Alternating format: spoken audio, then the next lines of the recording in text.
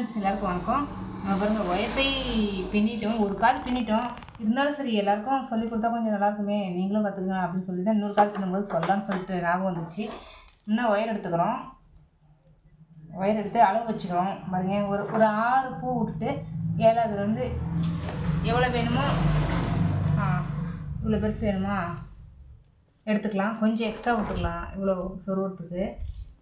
அதேமாரி எத்தனை வேணுமோ, 3 சின்ன கொஞ்சம் மெலிசாக இருந்தால் 3 ஒயரு உள்ள, இல்லைன்னா 5 ஒயரு 7 ஒயரு இப்படி வச்சுக்கலாம். மொத்தம் வேணுமோன்னு நம்ம 5 ஒயர் வச்சுக்கலாம். இந்த பைக்கு தக்கன போதும். இன்னும் பெரிய பையாக இருந்தால் தான் ஒரு 7 ஒயர் வச்சுக்கலாம்.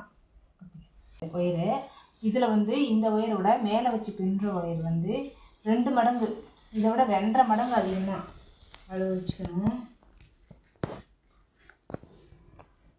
2 மடங்கு அளவு அதிகமாக வச்சுக்கணுமா? வச்சுட்டு இதே இப்போ பைக்கில் விட்டுக்கிறோம். நல்லா சொன்ன மாரி 6 பூ விட்டுட்டு 7வது பூவில் இந்தாண்ட பாதி கரெக்டாக விட்டு இந்த பக்கம் வச்சுக்கிறோம்.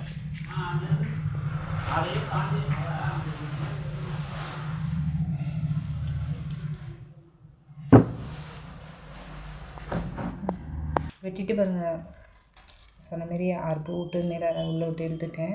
இப்போ எப்படி பண்ணுறதுன்னு பாருங்கள். இதை இப்படி பிடிச்சிக்கிறோம். இந்த 2 ஒயரும் வளர்த்தி ஒயரையும் இந்த 2 வளர்த்தி ஒயரையும் இப்படி பிடிச்சிக்கிறோம். கரெக்டாக சடை பண்ணுற மாதிரி தாங்க 2ஆக பிரிச்சுக்கிறோம். அதை இந்த ஒயரையும் 2ஆக பிரிச்சுக்கிறோமா? இப்படி போட்டு விட்டு இந்த சந்தில் இந்த 2 சந்துக்கு தான். அப்புறம் இதை எடுத்து இந்த ஆட்டை விட்டு இது இருக்குதுங்களே, இந்த சந்தில் விட்டு எடுத்துக்கணும். ஃபஸ்ட்டு கொஞ்சம் இதாக இருக்கும். இனிமேல் இந்த சந்தில் விட்டு கரெக்டாக எடுத்து நல்லா இறுக்கிங்க.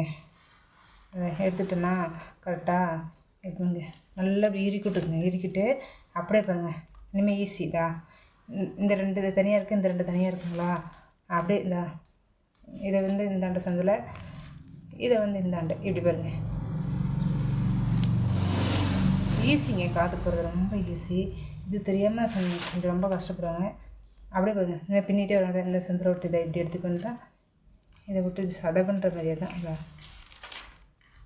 அப்புறம் ஒரு 4 பின்னை பின்னாட்டி இப்படி டைட் பண்ணிக்கிங்க. பையை இப்படி இறுக்கி விட்டுருங்க. அதுதான் கல் மாதிரி இந்த இருக்கிற மாதிரி கல் மாதிரி இருக்கும், லூஸாக இருக்காது. அப்படியே பின்னிகிட்டே வர வேண்டியதாங்க. பின்னிகிட்டே வந்துட்டு அப்புறம் இந்த கொஞ்சம் அது பின்னிட்டேன், இன்னும் கொஞ்சம் தான் இருக்குது. ஆனால் உங்களுக்கு ஒரு டவுட்டே வேணாம், இந்தாண்டு 2 வந்து நம்ம கரெக்டாக வச்சுக்கணும். அப்புறம் இப்படி இந்த சந்தில் விட்டு இதை எடுத்து இந்த 2 சந்தில் விட்டு இப்படி இதுமாரி தான் பின்னிட்டு வரணும். தவறி விட்டிங்கன்னா வராது. அதை மட்டும் நல்லா பார்த்துங்க. ஏதாவது டவுட்னா என்கிட்ட கன்ஃபார்மாக மெசேஜ் பண்ணி கேளுங்க, நான் சொல்லித்தரேன். ஆனால் அப்பப்போ இப்படி இறுக்கி விட்டுருங்க, அப்போ தான் டைட்டாக இருக்கும். ஆமாம், டைட்டாக தான் இருக்குது.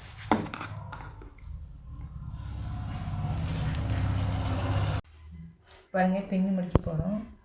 நான் சொன்ன மாதிரியே பின்னிக்கிங்க, அப்போ தான் கை கரெக்டாக வரும். இப்படியே தான் வரணும் கடைசி வரைக்கும். இந்தாண்டு 2 இதை பாருங்கள், இப்படி விட்டுக்கணும். சொல்லிட்டேன், அவர் மாற்றி பின்னிங்கன்னா வராது. எப்படி அப்புறம் இந்தாண்டதை எடுத்து இப்படி பாருங்கள், இதுமாரி பின்னி முடிச்சிட்டோம். இப்போ பை ஜாயின் சொருவிட்டு கட்டி சொருவ போகிறோம். அவ்வளோதான். காது 2ஆக பிரிச்சுக்கிறோம்.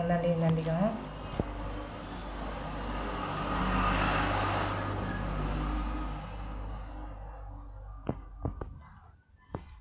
இந்தாண்டு இது நேராக போட்டோமோ அதே மாதிரியே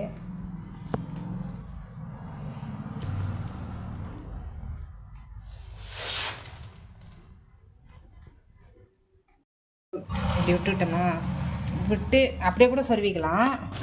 நம்மளுக்கு வந்து லூஸாக இருக்கும், நம்ம சொருவ முடியாது, லூஸ் வந்துடும் அப்படின்னா ஒரு முடி போட்டுக்கலாம்.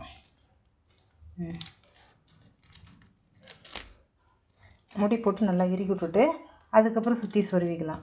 அவ்வளோதாங்க. பையே